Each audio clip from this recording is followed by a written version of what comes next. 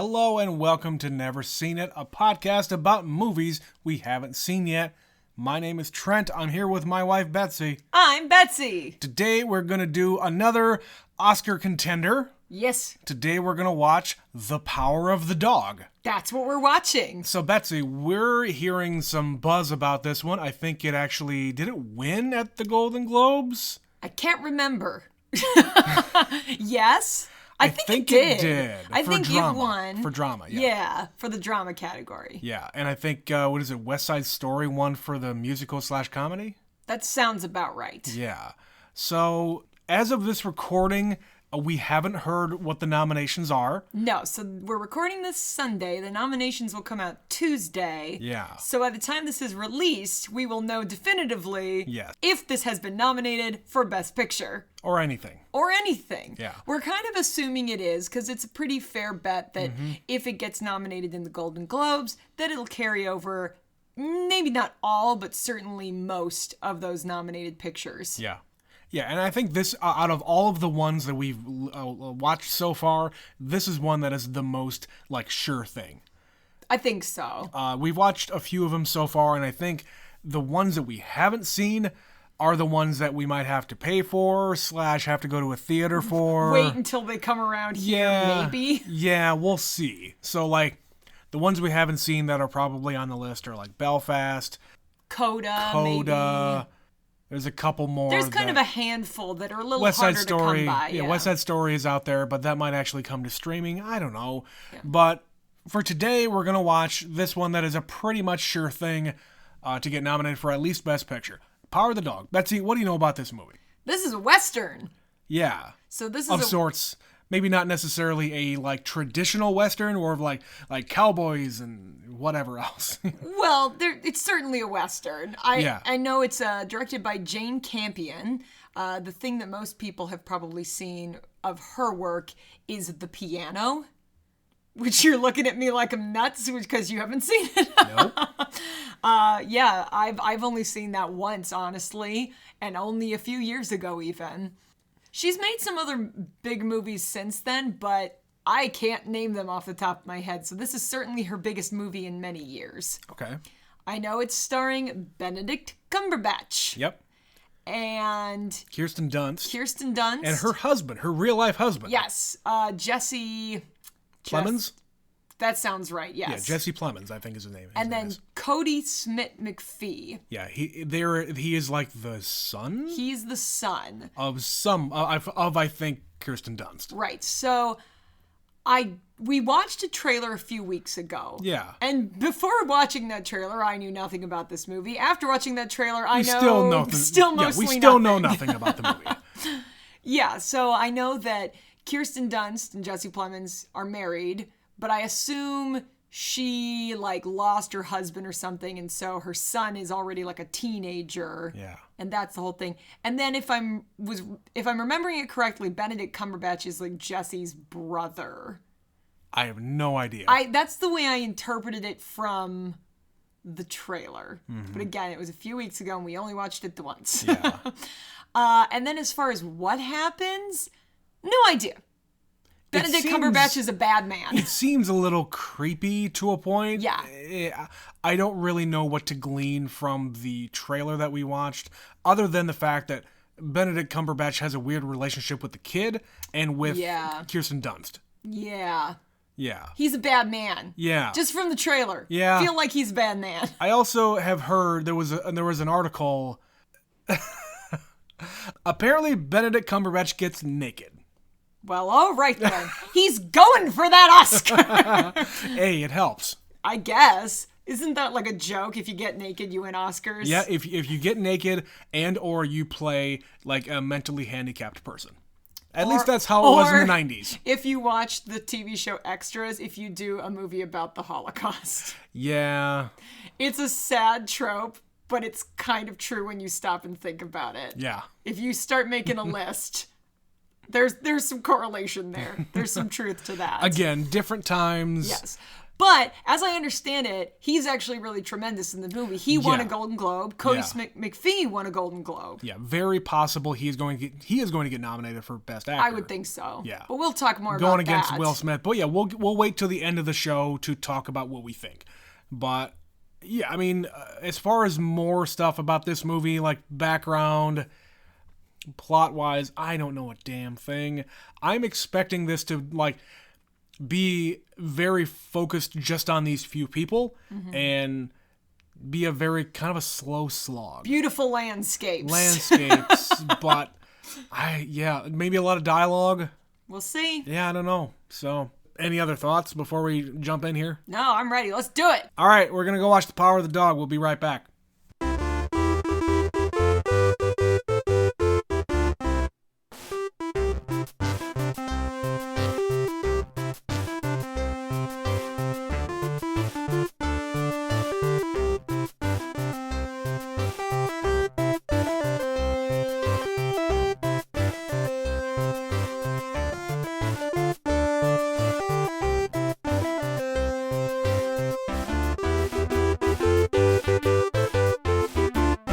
And we're back.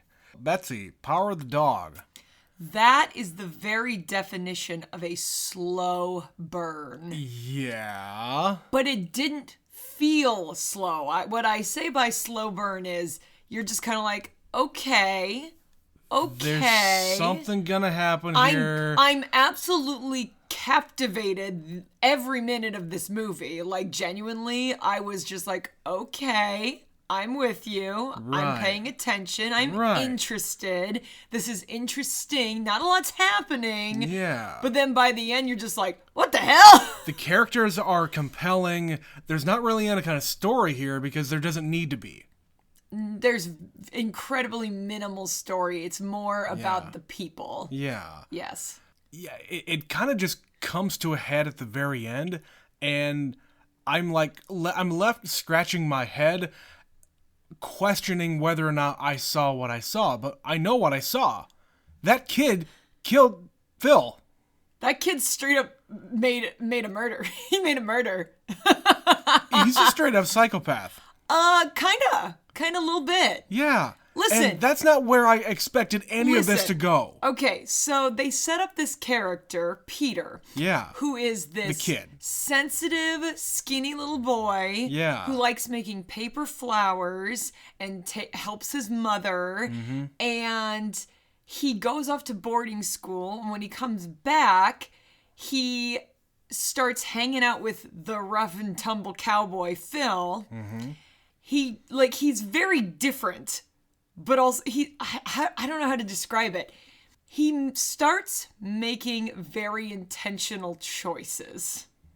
Because, like, he captures a rabbit because he wants to be a doctor. And we think, oh, he's this sensitive boy and he caught a rabbit to make his mom happy. No, he kills the rabbit and he dissects it. Yeah, and that's some serial killer shit. and right there, you could explain that away in that, okay, yeah, he wants to become a doctor. He's got this equipment from his school, whatever, and he's very interested in doing this stuff. And maybe he's a little weird about it. And he's definitely weird. This kid's weird. Yeah, kids don't necessarily do things like that unless they got something up with them or they're very, very curious. And, it's 100 years ago. Who the fuck knows? Right. So I can get past that portion of it, the whole dissecting a live animal thing. Okay. So then you go one step further of him continuing to read these books and like also get involved with Phil and still have this weird relationship with his mother. Okay, but it's all in the sequence of events. So his mom, it's just him and his mom, and we find out at some point that his dad hung himself. Yes. So this is a few years removed from that. Yes. They are by themselves, and this man, George, comes along, and he sort of starts talking to Rose, and he's lonely, and they're out in the mountains in Montana. Yeah. And they get married, and she's miserable because Phil's a dick. And he is intentionally trying to make her life awful because he's an awful person. Yeah. And she starts drinking. And when Peter comes home from boarding school and finds out how miserable she is, this is the sequence. He says to her, "You don't have to do this." And then we see him looking at a medical textbook. So from here on out is when he starts hanging out with Phil. So he had already kind of initiated it. Phil had sort of started talking to him. Because what better way to fuck with a person than that you don't like? Yeah. He had already, at this point in this movie, just done everything to make Kirsten Dunst's character awfully miserable. Like, that's his fault. Yeah. What better way to get her and really stick it to her than turn her own son against her? Which I don't know if that's what he was trying to do. No, it doesn't matter if that's what he was trying to do. If he gets her son on his side in any capacity, Right. it will drive her insane.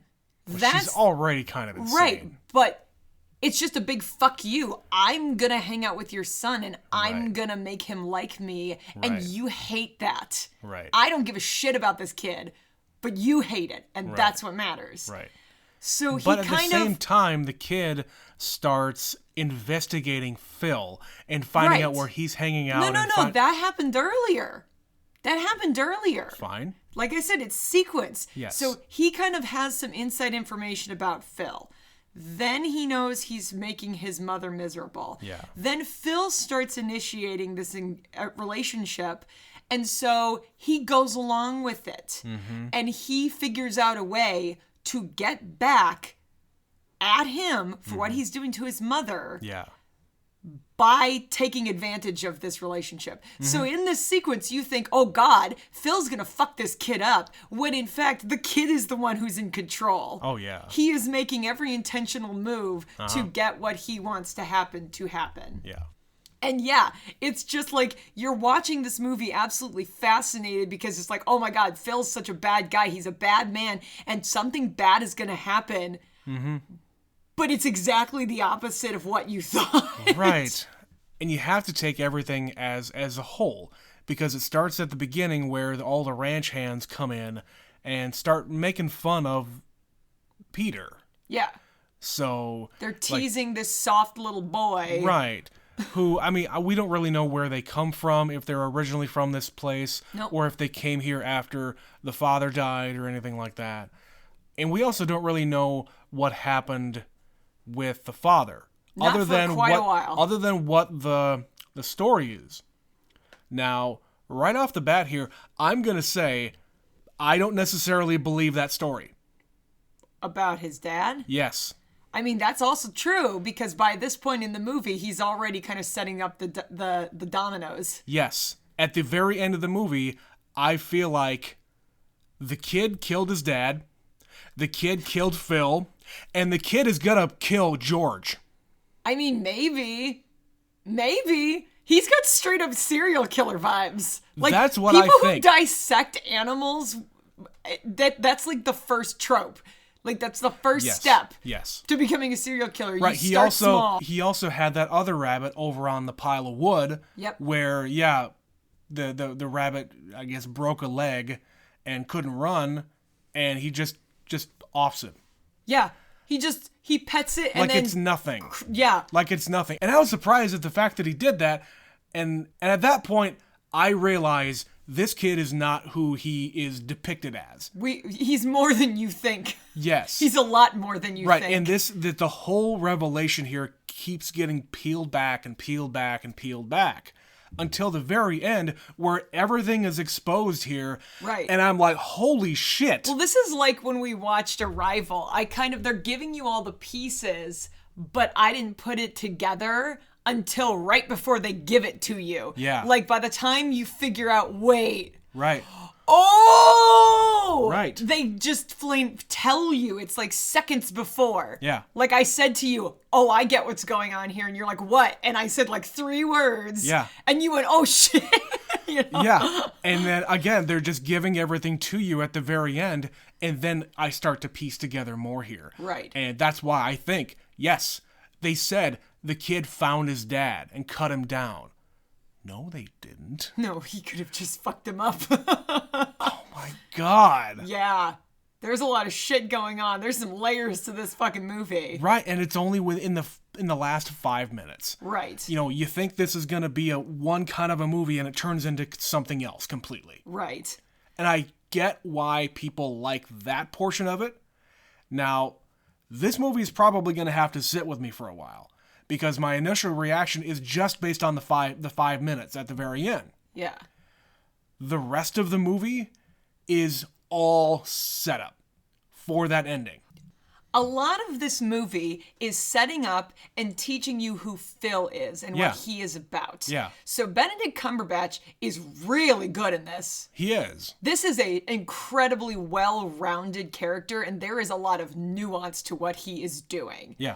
Like, the first thing I want to talk about is his physicality. The fucking way he walks. He has the weirdest walk. One other thing that I notice besides the walk, how he sits down at the chair at the very beginning at the first meal they have. He gets on it like a horse? No, he gets on it like completely with a straight back. He doesn't like lean forward and then sit down like a normal person would. He just kind of slides in. Yeah. It's as if he has like a very, very stiff back. That's how he walks. From riding a horse all day. That's what I'm saying. Yes. Yeah. His back is like, he's leaning back when he walks, but his legs are out in front of him. So he's like, not quite bow-legged, but it's that thing where you're tightening your torso and you're leaning in the horse. Yeah. And he's just permanently in that position. Yeah. This whole movie. Yeah. Anytime you see him walk, it is the most uncomfortable looking walk. Yeah. But he is committed It's to like that posture. It's like there's no curve in his spine. No. Yeah. He is committed to that posture. And that by itself is really hard to do. For somebody who doesn't have that. No. Yeah. No. So that was impressive because it is a solid choice and he does it the whole time. Mm-hmm. What else? Like at the beginning of the movie, he's talking to his brother, and of course he's this dirty old cowboy. Yeah. And his brother is very like clean, collegiate, short hair, walks around in a fur coat. Yeah. Very Very 1920s collegiate athlete looking guy. Well, like higher society. Higher society. Yeah, he's the brains and in this racket. Yeah. Phil, the Benedict Cumberbatch's character, is the, I don't know what you call it. He's the dirty brother. He's the guy who gets the work done. Yeah. So at the very beginning, he keeps referring to George as Fatso. Yeah. Like the first time he's in there, he goes, "Hey, Fatso." Yeah, We didn't Fatso, find out an his name old was man. George for like 10 minutes. We didn't even find out his name for a while. Right. Until he wrote it down in that comment book or Right. whatever it was. But it is abundantly clear that he is really, really attached to this relationship. Because he keeps saying in that first section, "I won't do it till my brother's here. I'm not going to do that. We're not starting until he gets here." Yeah. Like, he talks about how, hey, remember how, like, the good old days, you and me, it's you and me, it's you and me. And we've been doing this for 25 years. Yeah. And they sleep in the same room. And when he starts hanging out with Rose, Phil gets really upset. He's very unapproving. He not disapproving, he's upset. Like he's biting his lip like he's about to cry.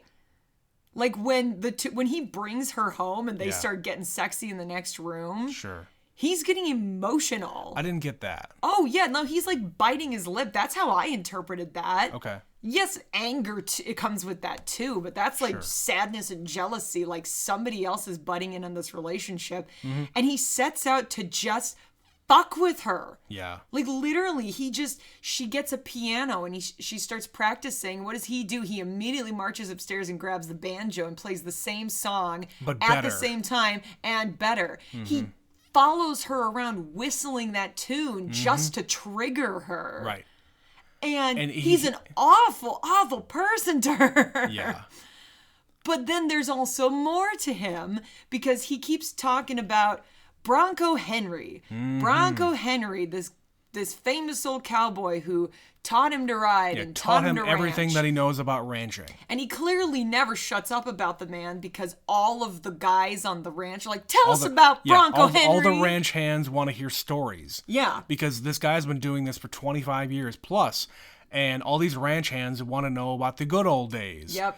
And all these stories that Phil and Bronco Henry got into. Mm-hmm. But in reality, Bronco Henry and Phil had a much different relationship. Yes, they were more than friends.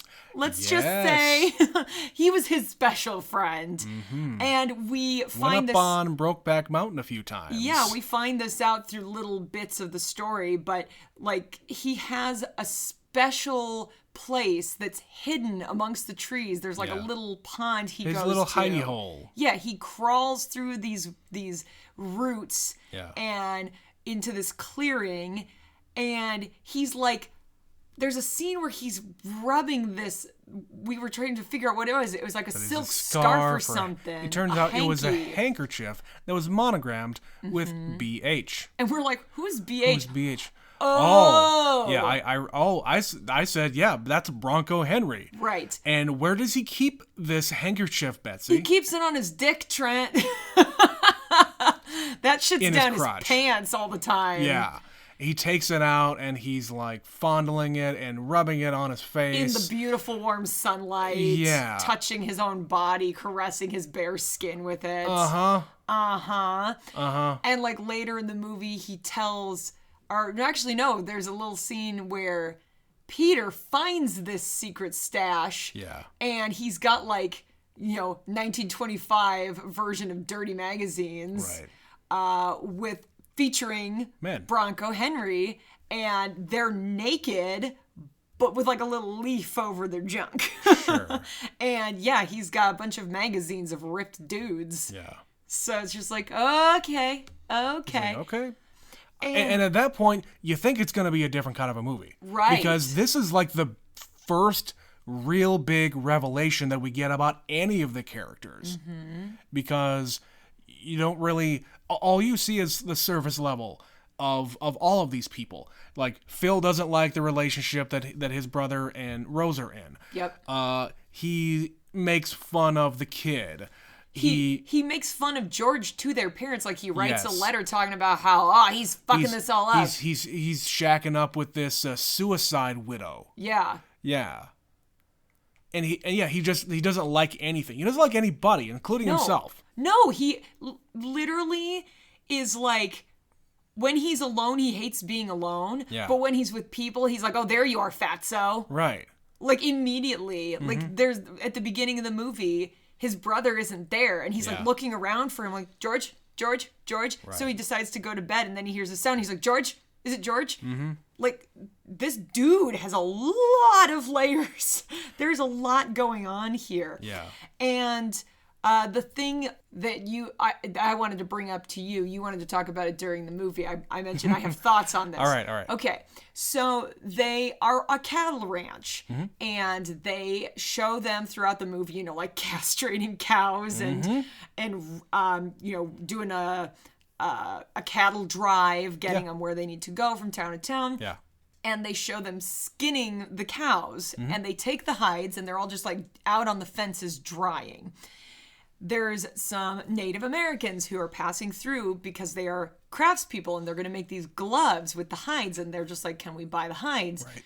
And the housekeeper, or the head cook, or whoever she is, says, no, get away. We're not selling this. Yeah. Go away.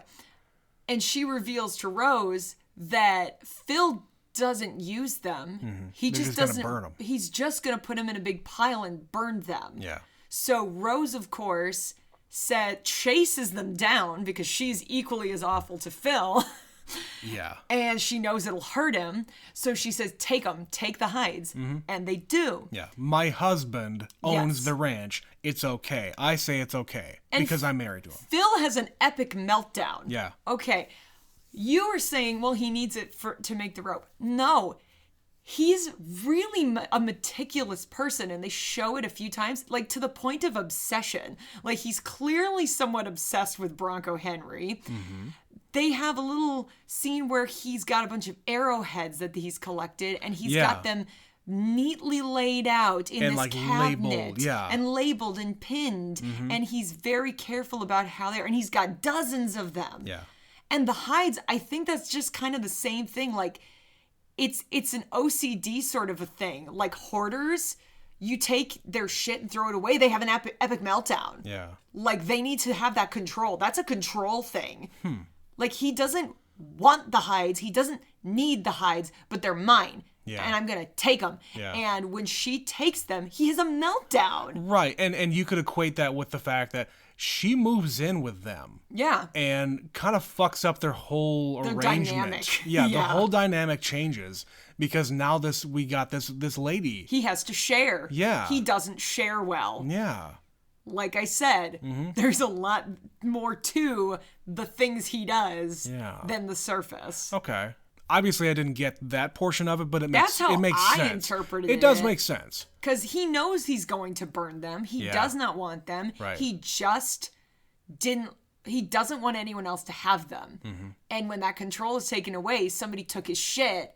He doesn't like that. Right. And at that point, he's off his game. He's kind of off kilter a little bit. And then we have that scene at near the end of the movie at night where him and Peter are hanging out making rope and smoking a cigarette together. Yeah. And it's incredibly intimate. There is like tension in that room. Sure. Like, I was just fascinated in that scene. Like, what the fuck is gonna happen here? Right. And I think at that point, Peter has full control here. Yes. He knows he's got the leather strips that can be used to finish the rope. So he's got that in his back pocket. He knows that he's infatuated with him. He knows that he knows that he has a wound on his hand. Yep. He's basically put all these pieces together so that he can just get him in this position. Right. So they have talked a few times throughout the movie, like, Peter is gathering intelligence. Yes. Like, there's little moments where they're having conversations, and he's asking about the ranch, and he's asking about the cows. Yeah. And Phil says, and they say it a few times in the movie, that some of the cows get taken by wolves, like the calves sometimes. Yep. Some of them get anthrax, but he doesn't touch those. Stay away from them. Yep. Because if they get that, it'll infect the whole herd, and it'll infect you, etc. And they say it a few times, and there's a scene in the middle of the movie where Peter goes out by himself and he finds this dead cow. Yeah. And he starts cutting it up. And of course, we already know he's a little weirdo who cuts up rabbits. Right. So you just assume, oh, he's going to have a little science experiment on this cow. Right. And my thought at the time was, he is a stupid kid. He found this dead animal, but like maybe the day before. He didn't have his tools with him at the time, so the next day he goes out with his tools to find it again. He doesn't know about the anthrax or anything like that because he's just a stupid kid. He doesn't know anything better. False. Right. So he specifically goes out there to find that particular cow, to take that hide away, so that he's got that for whenever they're going to finish that rope. Yes, Trent, it's Chekhov's cow. And like I said when we were watching it, the pieces all kind of click together in your brain just a second before it happens. Yeah. So he has set it up that Phil is opening up to him, and he's quote unquote opening up to Phil. Right. And Phil says, I'm going to make you this rope. And he has that meltdown about the hides. Yeah. And Peter takes off his little leather glove and he puts his hand softly on his arm. And he says, I have a hide. You can finish the rope. Right. And where did you get raw hide? Right. Yeah. It doesn't matter. You can have right. mine. And at that point, he's vulnerable enough to just go along with it. Because he's had a fucking meltdown. He's having a meltdown. He's in an emotional state. He can be with this person that he's infatuated with. Yep. And Peter just keeps on feeding him the rope, so to speak. Metaphorically and literally. Exactly. So even in that scene at night, he's like telling him, oh, so tell me about you and Henry. Yeah, he's got a saddle, an homage. It's shrine. Bronco Henry's. Yes, it's a shrine to him. And it's got a little plaque, a friend. In loving memory, Bronco Henry. Yeah. Yep. A friend. And it's his like little spurs and his rope and his saddle. Yeah. And at one point, Phil says, "Oh yeah, he saved my life one time because, it was bad weather coming around and we were up in the mountains. Yeah, we all got on the same bedroll, and Peter suggests, "Oh, you were naked." Yeah. We survived the winter weather because he pressed his body against mine. And he just says, naked. And it's like a drag on his cigarette. Right. And at no time would you think that Peter would have been interested in that kind of a thing. No. At no time was that ever introduced. Oh, no. The whole movie, I feel like you think this about Phil. Yes. And you think he's going to do something to Peter. Right. Whether Peter is a willing participant or it's against his will. Right. But yeah, at this moment, it's clear that Peter's like, I'm on to you. Yeah. Oh, this is the kind of person you are. Mm-hmm. And yeah, he's making this rope. But of course, how do you make rope? Well, you have to get it wet first. It can't it's too rough to work on its own. Yeah. Leather has to be stretched and pulled, etc. Mm-hmm. So Peter gets him this big thing of water, and we've already seen it a few times that Phil has this big cut on his hand. Yeah. So he's shown with the water, and there's blood going everywhere. This is a very gaping wound. Yeah. And of course, he's this rough and tumble rancher who doesn't give a shit about, blood or like infections or anything like that. He literally says he's invincible. You castrate 1,500 cows and then cut your hand on the last one. Yeah. And that's his wound. And so they just keep referring to it. Yeah. And again, it's important. It's necessary. Uh-huh. And they show the two of them. He's making this rope. They're swapping stories. Fade to black. And then the next morning, you don't know where Phil is, and you don't know where Peter is. Mm-hmm. I, honest to God, was like, oh my God, did he hang Peter? Like, I thought for a minute that's what was happening. Like, he kept saying, I'm going to make you a rope. Yeah. I'm going to make you a rope. And again, he's an awful person who is trying to fuck with Kirsten Dunst. Yeah.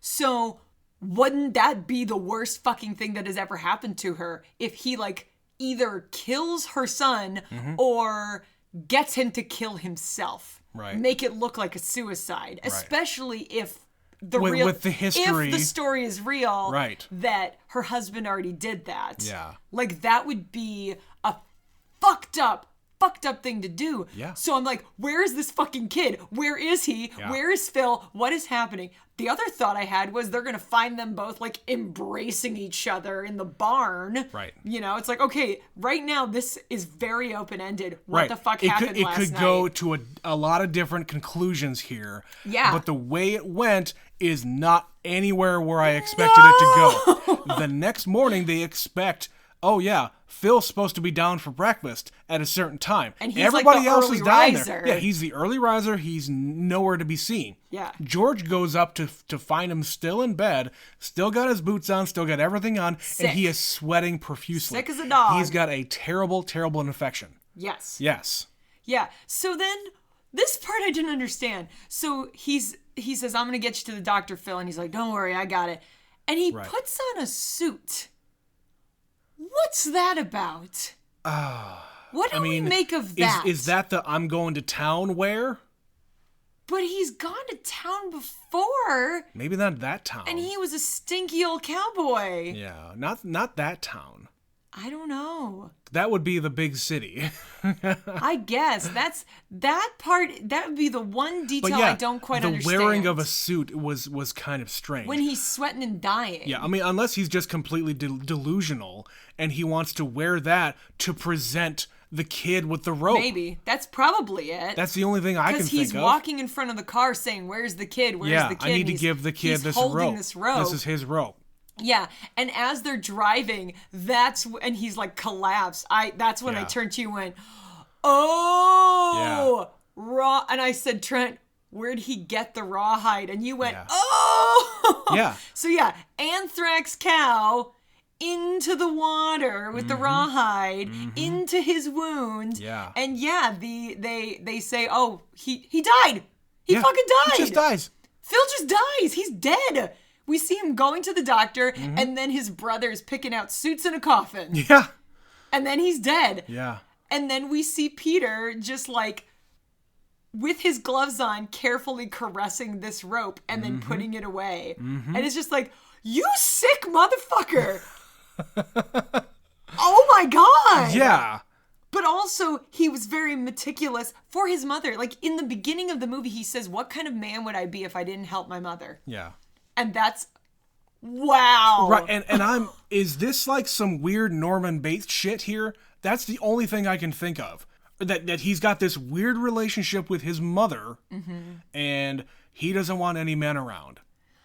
I don't know. I mean, I'm going to have to watch it again because he says some stuff about, like, her, he has like a little monologue at the beginning, and he says something about her finding a husband, I think. And I can't remember what he says. I don't remember that. But I know he says something about what kind of man would I be without helping my mother. So maybe, I mean, yeah, it sure feels like some Norman Bates I just vibes. feel like he's setting this up so that they can be together just by themselves again. Maybe. And now, the scene where he goes up to her bedroom and she's all drunk and like she was like crawling on the floor to him. Yeah. Talking about stars and whatever. Like being else. a kid. Yeah. Yeah. Talking about her teacher. It's like a weird little monologue. So that scene was weird because of the interaction between those two. Like, was she going after him in a weird way, or was she just drunk? I think this is necessary for him to understand just how bad she is. Okay, fine. Like, I think that's just literally setting up that she is really fucked up. Yeah.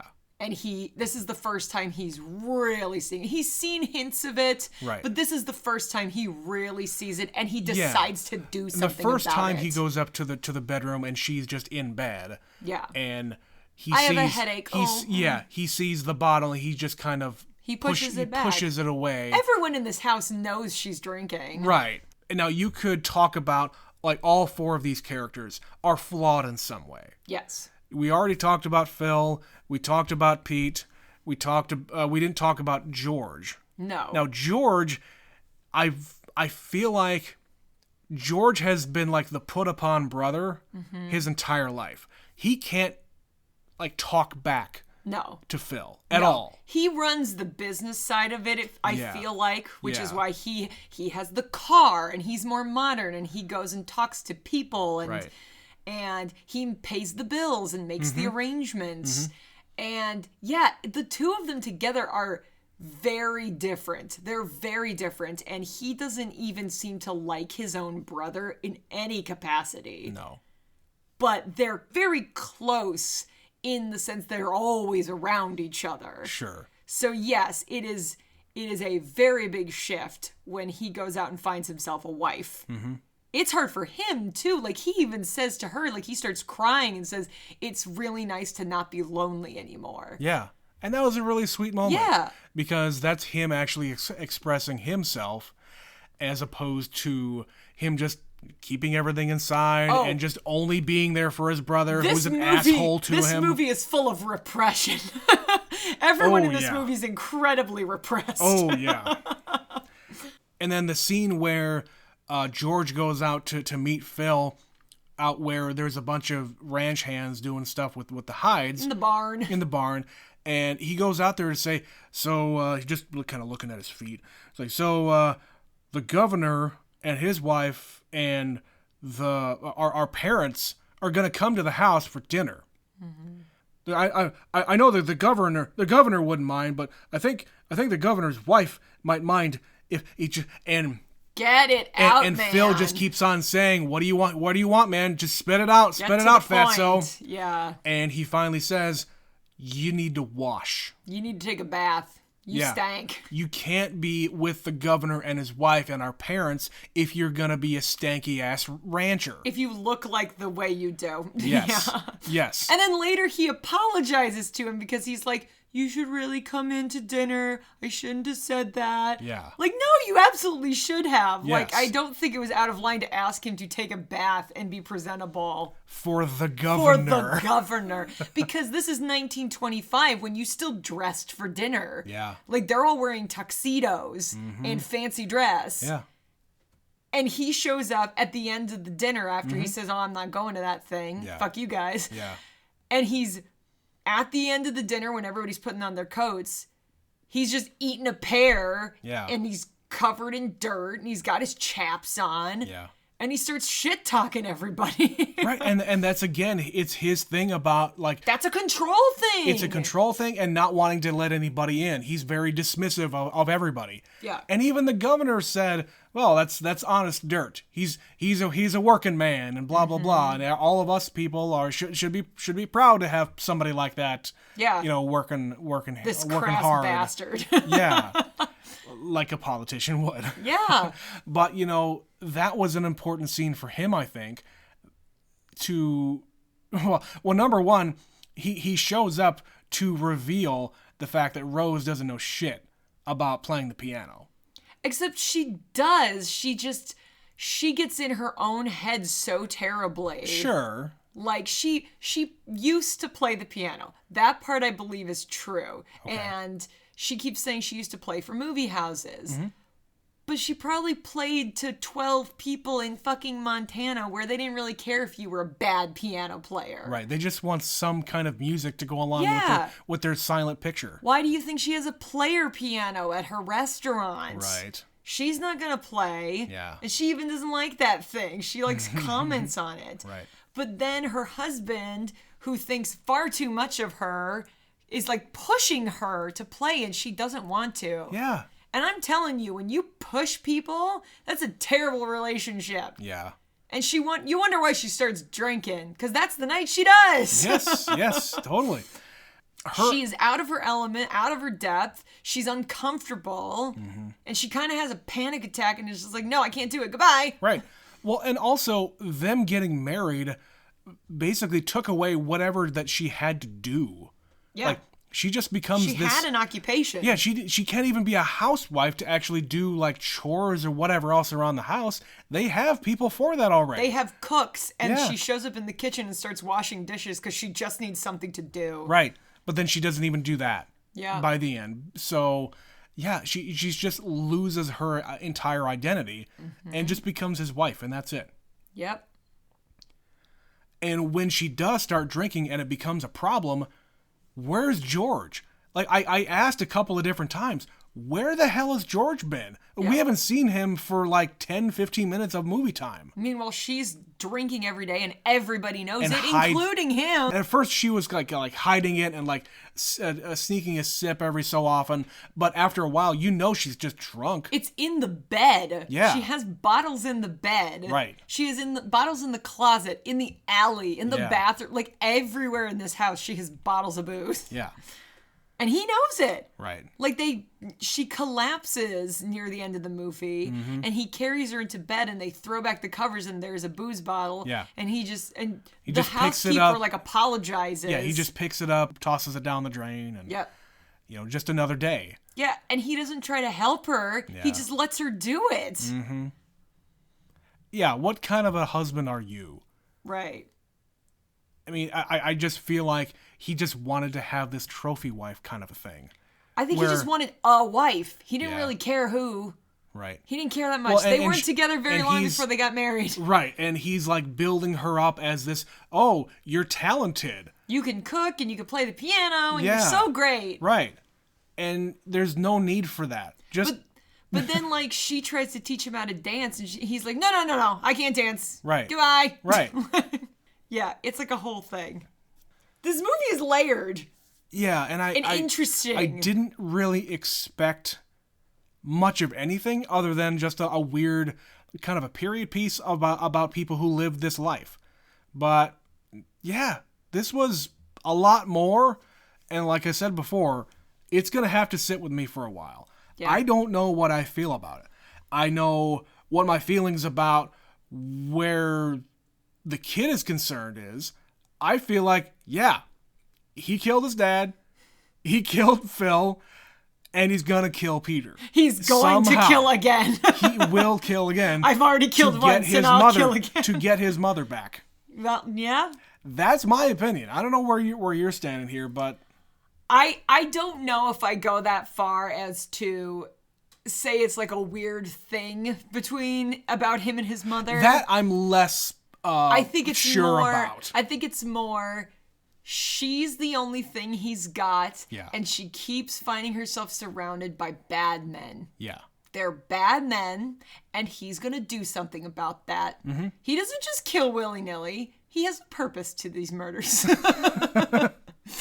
So all right. He thinks them out. And even, like, the thing with Phil, like, the very end, he's holding the rope that Phil made. Yeah. And it's like he actually was starting to give a shit about Phil, and he's holding on to it. It's his little prize, and then he puts it away. Mm-hmm. I don't know. I mean, unless that's the rope that he's going to use to hang George. It's the only thing I can think of. I don't know. Like I said, it was at the beginning where I'm like, okay, putting the pieces here. All right, this is a little slow, but I'm interested. I'm focused. Yeah. I'm not zoning out. Like I'm getting all of this. It's the very definition of a slow burn movie. Yes. But then by the end, I was so captivated that I was just like, what is going to happen? Yeah. The music throughout is really eerie. Especially with Rose. Yeah. Because when she starts to get a little nutso, so does the music. Yeah. It's like, how did I think of it? It sounded like something else. It sounded like old cowboy western kind of music, like that you'd hear, like the stuff she would play on the piano in an old-timey movie. Yeah. But really like dissonant and warped and unnerving. Yeah. Yeah. Her music was very, what they call it, staccato, where it's just kind of like all over the place. Yeah. Yeah, it was effective. Yeah. And then there's a lot of sections that have no music. Mm-hmm. So they did that well. So any other specific thoughts you want to bring up about this movie, Trent?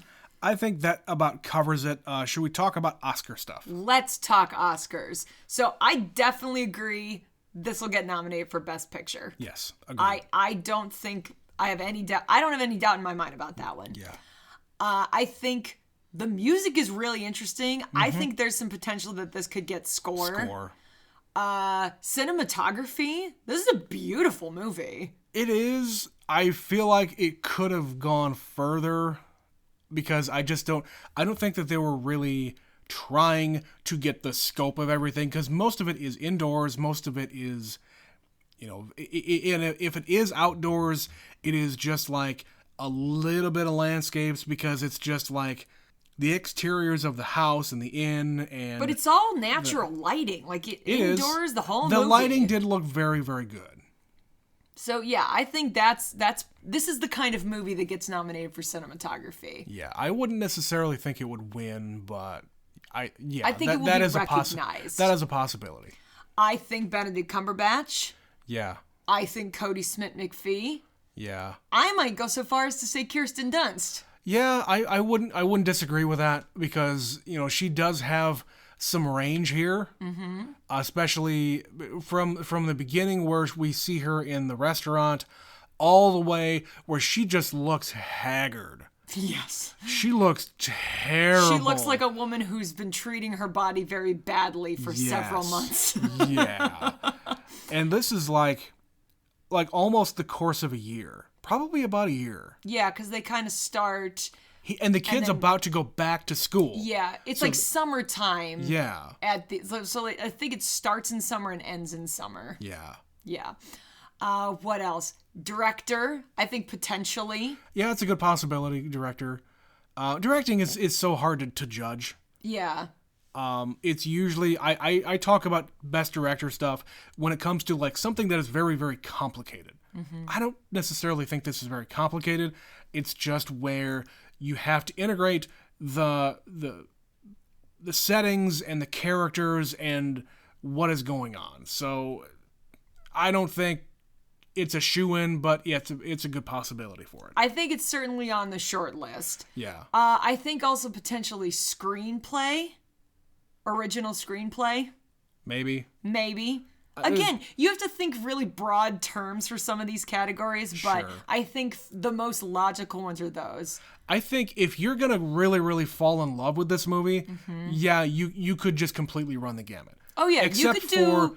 Except for maybe I don't think Jesse Plemons, because he's No. just kind of muted the He's entire a movie. very stoic man. Yeah, I mean he was good at doing that, Yes. especially like you said, them going out in the hills and he's crying because he's finally no longer lonely.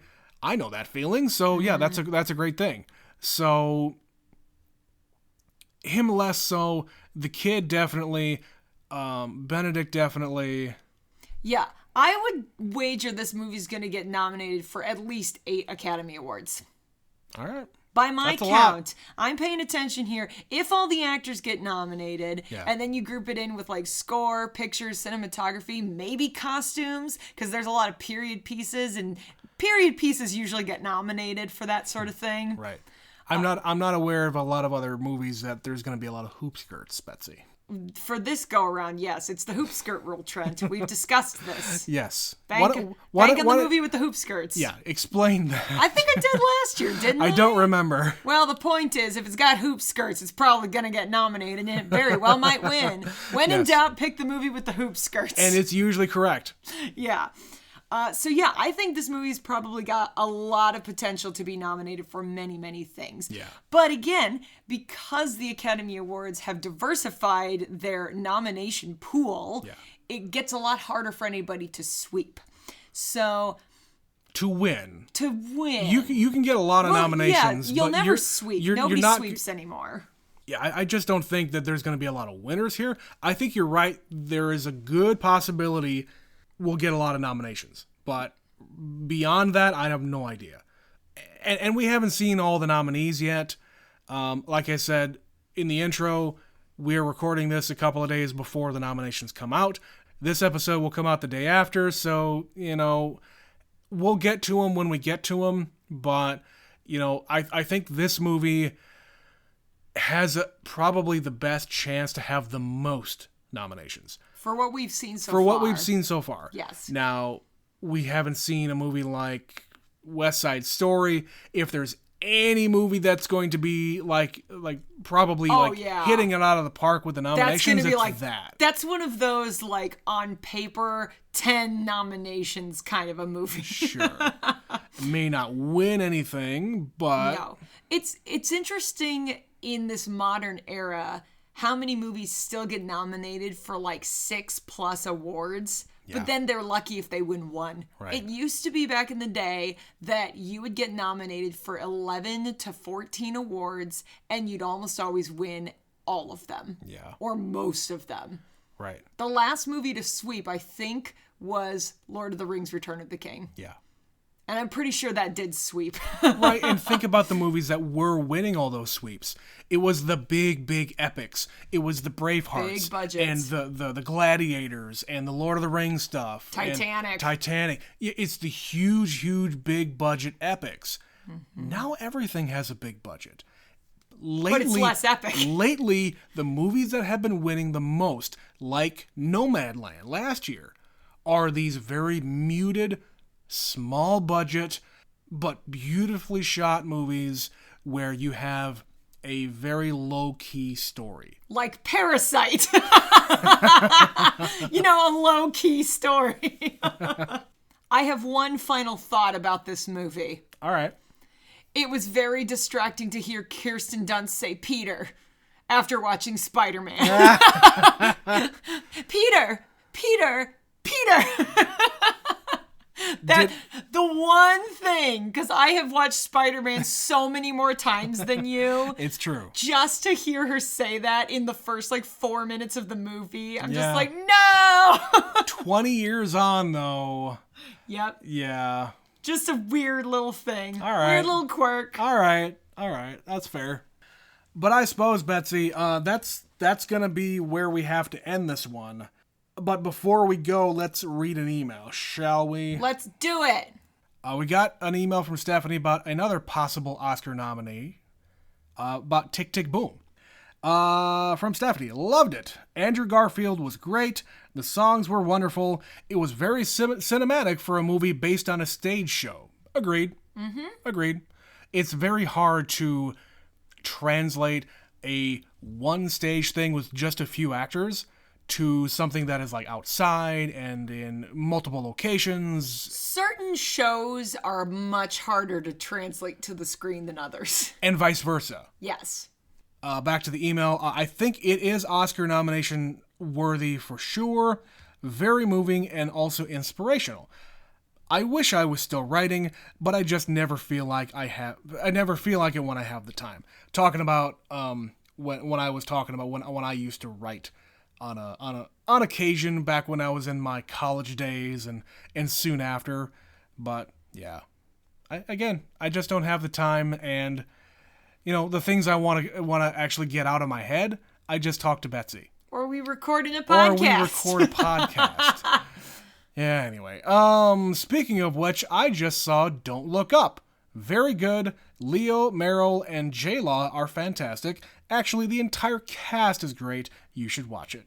Well, funny you say that. We already put out an episode for that. We did it! Yeah. It's already out! It's the episode that came right before this one. So if you missed that one, go listen to it. That's all we got, Betsy. Yeah! Yeah, so that's the end of this one. There's going to be Oscar nominees coming out in a couple of days. It's already in the ethers by the time you listen to this. Yesterday. So, yeah, I guess we'll see if we're very much ahead of the pack or if we got a lot of work to do. Yeah, we might be wrong about every single thing. I hope not. Otherwise, what have we been doing with our lives? Yeah, just watching movies for fun. Who does that? Fun! So, if you haven't already gone out and looked at the Oscar nominees, take a look at the list. Send us your thoughts about what you think, if any of these are actually deserving. If they snubbed anybody, I want to hear about your snubs. If you think, oh, hell no, you got a nomination? Right. Email us at neverseenitpod@gmail.com. Follow us on Twitter, neverseenit_pod. If you want to support us, click the link in the podcast description. If you don't want to support us, that's cool. Just share the episodes with your friends, all the ones that you like, or if you know someone who's seen a movie, yeah, just throw it to one of your buddies. If you find someone who hasn't seen a movie, make them explain themselves. So this movie, there are people who act like they're other people. What? What's a movie? Well, that's the end of this episode. We will be back with another episode of Never Seen It next time. My name's Trent. My name is Betsy. And we'll catch you next time. Bye, guys. Bye.